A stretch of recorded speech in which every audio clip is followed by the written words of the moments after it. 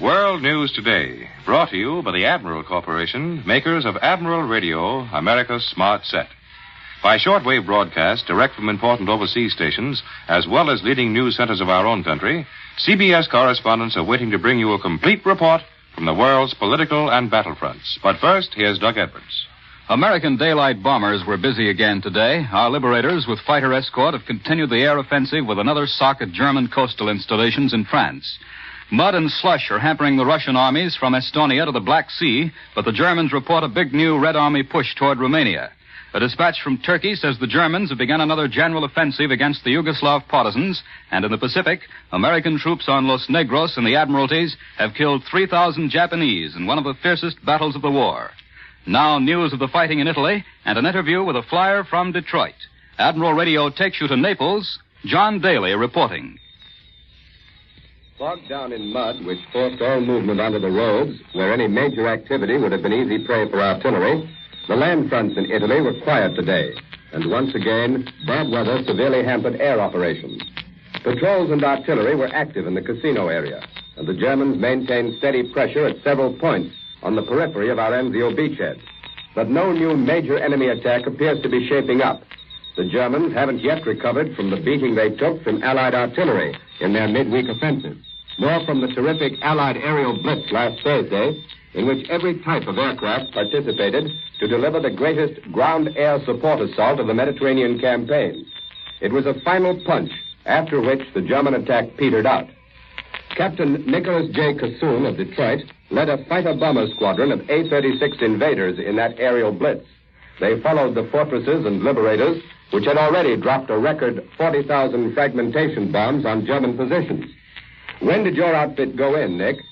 We were probably the last attacking force, and we nearly lost our chance. Our target was a wood southwest of Cisterna, about 500 yards ahead of our own lines, where German tanks and infantry were hiding out. When we got over Anzio, the whole target area was shut out by overcast.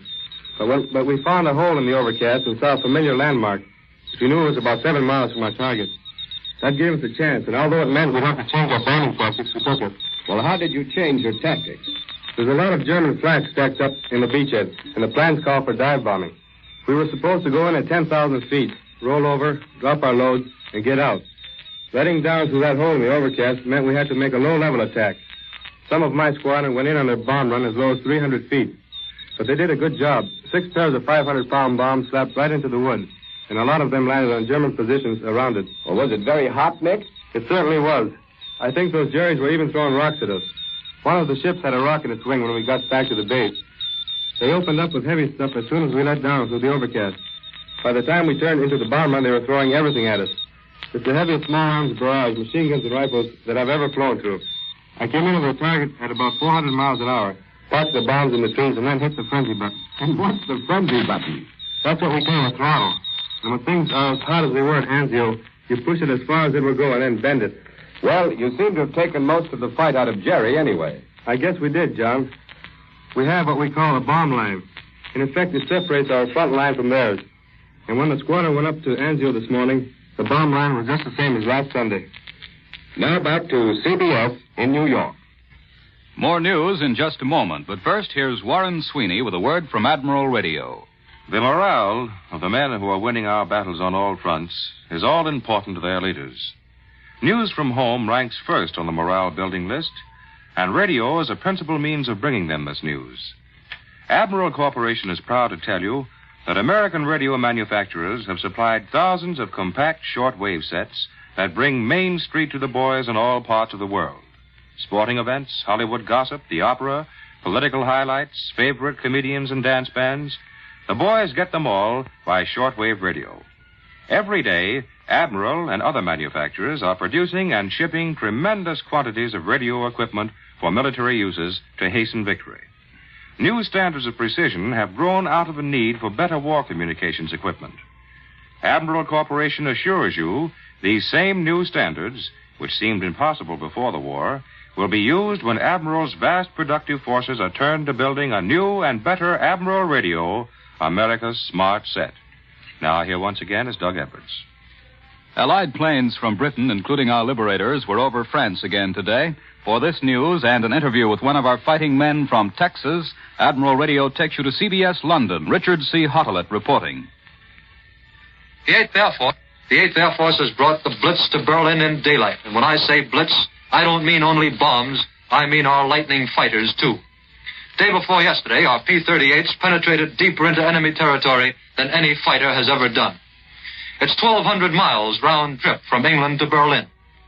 Lieutenant Colonel Jack S. Jenkins of Levelland, Texas, led the first formation of Lightnings to Berlin on Friday and went there with the bombers again yesterday. How did you feel on that first long flight, Colonel? Well, cold mainly. We had temperatures of 56 degrees below zero. And when you're that cold, you're really shivered. The old Lightning didn't seem to mind, though. She just purred along. It was more than 1,200 miles. We not only flew to Berlin on Friday, we flew around the city and went on further east and went south to Leipzig before we came home. Must have done something terrific to the plane to give it that range. Well, I'm not allowed to tell you what makes it tick, but for my money, it ticks better than any fighter plane in the world. And you're the man to get the best out of it, Colonel. You've flown 31 missions in it, and you've shot down 2 Germans with a couple more probables. Did you have any trouble these last trips? My gang had no trouble at all, except for the weather. It looks to me like we're a top dog over Germany already. We still get trouble, sure, but our fighters can go pretty nearly anywhere they want. Our bombers are meeting a lot less fighter opposition, too. You know, we sit around the station now and then and talk about old times, 3 or 4 months ago. Like the Bremen show last November when we got hit by 300 Jerry fighters. That was a bad dream.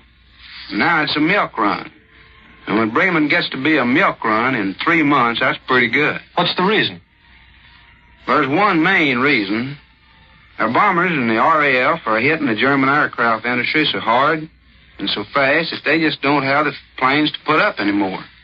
You watch and see. It won't be long before our losses to enemy fighters level out at a figure even lower than it is now. I'm not surprised. I've seen the beating their factories take. You should have seen the Gotha fighter plant that we bombed last week or so ago. Down below were the buildings and about 100 planes in the dispersal area. And our bombs hit. Wham! In a couple of minutes, and when the smoke had blown away, there was nothing there. That was precision pinpoint bombing.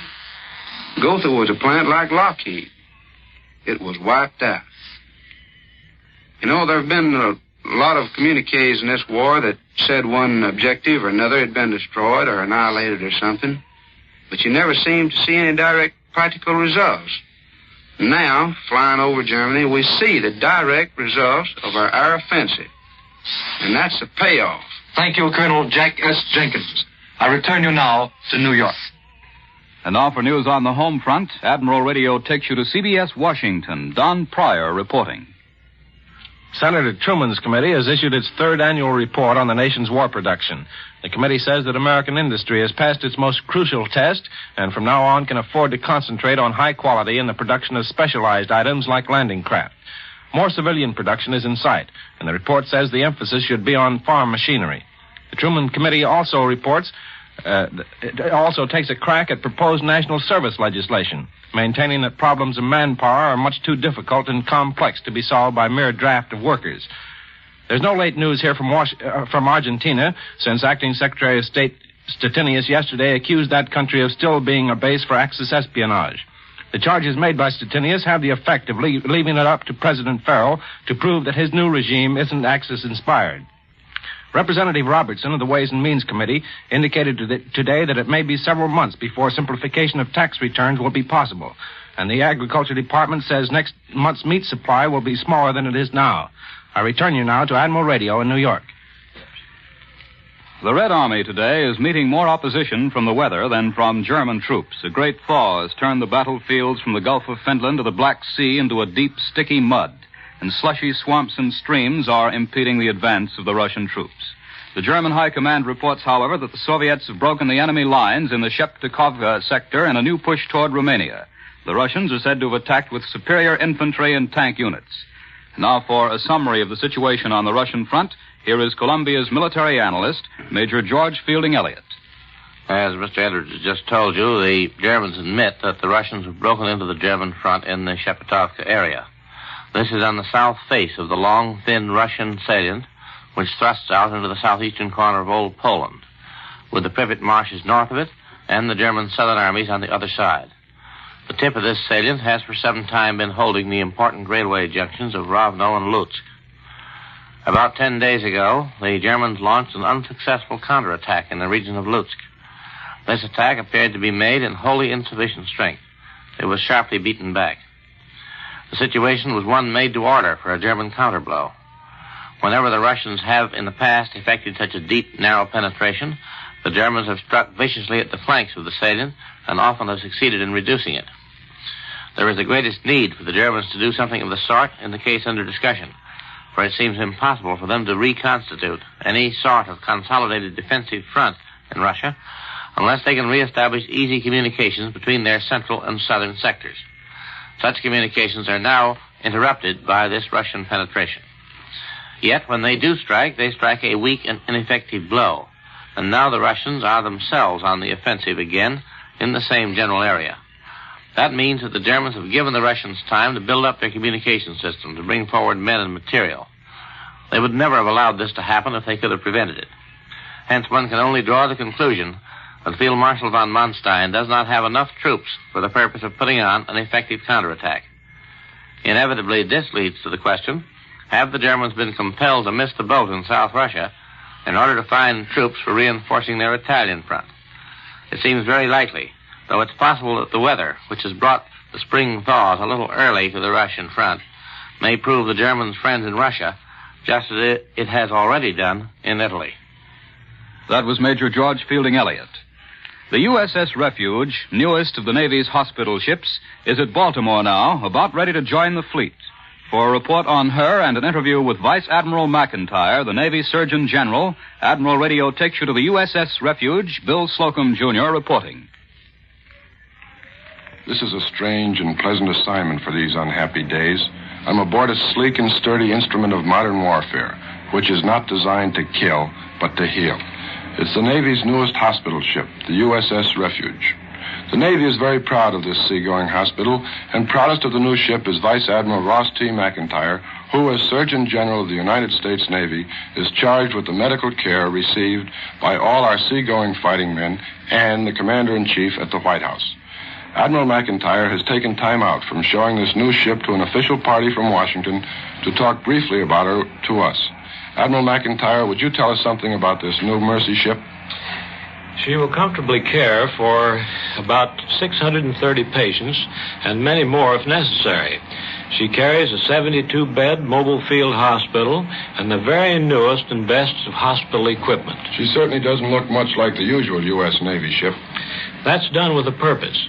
If you'll look aloft, you will see the Geneva Red Cross painted on her smokestacks. Along her hull runs a green line 5 feet wide, and you will note a red cross in the center of the ship. And this is the international sign of a hospital ship. She will be fully lighted at night and will travel unescorted at all times. In your office, I saw pictures of an old side-wheeler, the Red Rover, and the new Solace. Tell us something about them, Admiral. The Red Rover was the first hospital ship in the United States Navy. Admiral Farragut used her on the Mississippi during the war between the states. And the USS Solace? She is one of our present-day hospital ships. All these Mercy ships are doing a splendid job, and the Solace is typical. She was at Pearl Harbor and has been in constant action since. Thousands of wounded have been cared for on board the Solace, and yet her mortality rate has been less than 0.5%. Well, let's hope the Refuge maintains that standard, but with many fewer patients. Admiral, Americans are slowly learning of the heroism of Navy hospital corpsmen. Tell us something about their work. The Navy is very proud of its hospital corpsmen. They've done great work nursing the injured aboard ship, but the job hospital corpsmen have done on the beaches of Guadalcanal, Tarawa, in Africa, and other landing places has become immortal. Ask a Marine. I don't have to ask them, Admiral. They've told me. How about the personnel of the Refuge? In the main, it is composed of doctors, dentists, nurses, hospital corpsmen, and other enlisted men of the Navy, many of them fresh from civilian life. The commanding officer and the senior medical officer aboard are veteran Navy men, however. And just one more question. Your patient in the White House has recently returned from a brief vacation. There was some talk that his health was not of the best. I'm glad to tell you today that the President's brief rest has returned him in the finest possible health. He is in perfect shape. Thanks very much, Vice Admiral Ross T. McIntyre, Surgeon General, United States Navy. I know everybody listening joins me in wishing the officers and men and women of the USS Refuge good sailing. I return you now to Admiral Radio in New York. Admiral Radio takes you now to CBS Pearl Harbor. Webley Edwards reporting.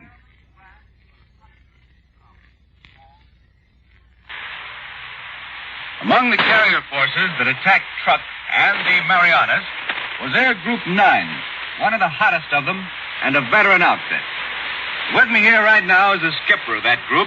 He's Lieutenant Commander Phil Torrey, Jr. of Washington, D.C. He's the son of Major General P.H. Torrey of the Marine Corps at Quantico, Virginia.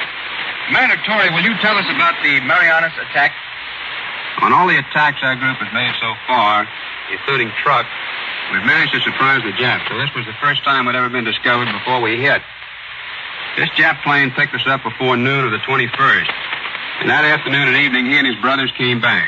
We had a pretty rough night, but the anti-aircraft boys shot most of them down without any damage to our ships. The next morning, our early takeoff was delayed by a dive bomber and torpedo plane attack. But we got to the target on schedule in spite of that. The weather was pretty bad, and it was stormy over the target at Saipan. Fortunately, we found a hole in the storm over the airfield, and our fighters went in and found about 20 Jap planes on the ground, which they immediately strafed and destroyed most of them while the bombers were going for the hangars and installations. Commander Torrey, how do you account for these Jap planes being caught on the ground when they knew you were coming? That's hard to understand. Another carrier air group caught 50 planes on the ground at Tinian and shot up most of them. Maybe they thought the bad weather protected them. That's not very reasonable, but it's the only thing I can think of. Could it have been that they didn't have enough pilots, that this might have been a staging base? Well, that's possible. Saipan looked like a staging base. There was no large-scale construction there, and it didn't have what I'd call a first-class Jap airfield. I would say from our photographs that it wasn't a large-scale naval base. Can you tell us how it was up over Saipan? The weather made dive bombing difficult. They had to slow down and flatten out. There didn't seem to be much anti-aircraft, and our planes knocked down every Jap plane we saw over the target. Later, our group went back and hit shipping in the harbor. I recall that your Group 9 hit Rabaul last November and got 55 Jap planes there. How'd you compare the Marianas setup with Rabaul as it was then? So far as anti-aircraft is concerned, the Marianas are not in the same ballpark with Rabaul the way it was then. How were their pilots here at the Marianas? Good? No. How about the overall effect of the attack? I can't say what the long-run effect will be, but we don't think we left them much there because they didn't chase us that night, the evening of the 22nd. And that's a pretty good indication they were knocked out, for the time being at least. And that's the word from Lieutenant Commander Phil Torrey, Jr., commander of Carrier Group 9 in the attack on Truk and the Marianas. This is Webley Edwards at Pearl Harbor, returning you to Admiral Radio in New York.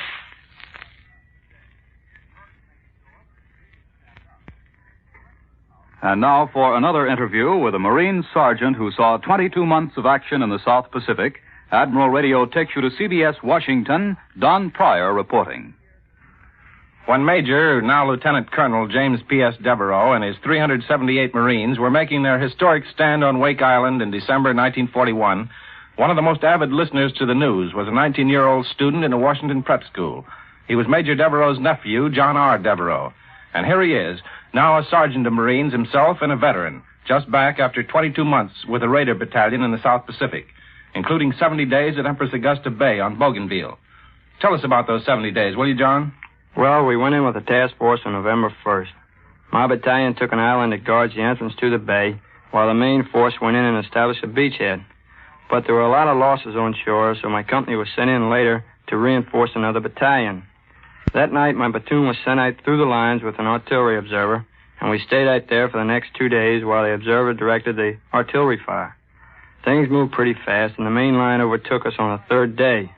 That's when we got our first hot meal. Well, had your platoon been involved in any heavy fighting up to that time? Incidentally, you were the platoon guide, weren't you? No to the first question and yes to the second. But we saw plenty of fighting a few days later. The Japs sent a battalion over the mountains from Numa Numa to attack us. Our battalion had a little scrape with them the night of November 8th, and when we recovered the withdrawal of a company across Pivot Creek. We met them the next morning, and I think that was the first time that 2 full battalions had taken part in a pitched battle out there. The Japs waited for us until they were about 20 yards away before they opened fire. You couldn't see them. You just had to let go when you saw something move in the jungle. Before that, though, our artillery had laid down a barrage. And incidentally, the artillery behind us was commanded by another uncle of mine, Lieutenant Colonel Raymond F. Christ. Well, we know you won that fight, but what did you learn there about the Jap as a soldier? They were good, all right, but they were not as good as Marines. They would scream and yell when they got hit. That's something I never heard a Marine do. They seemed to be downright scared. One time I saw a Jap officer get behind his men and try to drive them with his sword. A buddy of mine in charge of a machine gun got them all. In fact, he must have killed at least 30 of them that day. Was that your biggest fight, John? It was the hottest by far, but a couple of weeks later, the Japs sent a whole regiment up from Buka. But they were almost completely wiped out by artillery. That was the heaviest barrage I've ever seen. I was told later that our guns had fired 7,000 rounds in 20 minutes. We found 1,000 dead Japs, and most of the rest of them were dazed. Well, how about the morale of our boys out there, John? They don't like that word, for one thing. They're all right, and they don't want any sympathy. They would like to get more and straighter news. I had the impression that the whole country was tied up by strikes, that nobody would get any gasoline or much of anything else. Well, I wish we had time for more detail, but I want to add that in addition to Uncle Jimmy, who defended Wake, and Lieutenant Colonel Christ, who backed up John's battalion at Bougainville, John has a third uncle and 2 cousins in the Marines and 2 younger brothers who are now Naval Air Cadets and plan to join the Marines. The Devereaux are like that. I return you to Admiral Radio in New York. Once again, here is Warren Sweeney with a word from Admiral Radio. The interest in foreign broadcast reception has increased by leaps and bounds since the beginning of the war.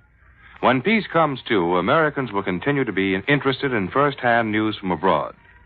Proud owners of Admiral radios have been especially fortunate because their sets have Magna Band tuning, an exclusive Admiral engineering feature. Admiral's Magna Band is a separate circuit built right into the chassis, which separates every foreign station and enables the listener to tune each of them at its top performance. It makes both the logging and relocation of any foreign station easy and quick. With Admiral Magna Band tuning, you can get good reception of shortwave American broadcasts in sections of the country where reception of standard local broadcasts is difficult due to extremes in natural surroundings. When Admiral's wartime job is done and the world is at peace, Magna Band tuning will be incorporated in your new and better Admiral Radio, America's smart set, built by Admiral Corporation, the world's largest manufacturer of radio phonograph combinations with automatic record changers. The appearance of personnel of the armed services on this program does not constitute an endorsement of our product for the armed services. The United States Army needs wax. All women who are American citizens between 20 and 49 years of age and who are not in essential war work are urged to apply at the nearest U.S. Army recruiting station. Wax are now replacing men successfully in 239 different types of vital Army jobs, and thousands more wax are urgently needed to speed victory. So do your part. Volunteer for the WAC. World News Today is brought to you each Sunday at this hour by the Admiral Corporation, makers of Admiral Radio, America's smart set. Be sure to listen again next Sunday when Admiral brings you World News Today by shortwave, direct from leading news centers of the world. This is CBS, the Columbia Broadcasting System. The WBBM Air Theater, Wrigley Building, Chicago.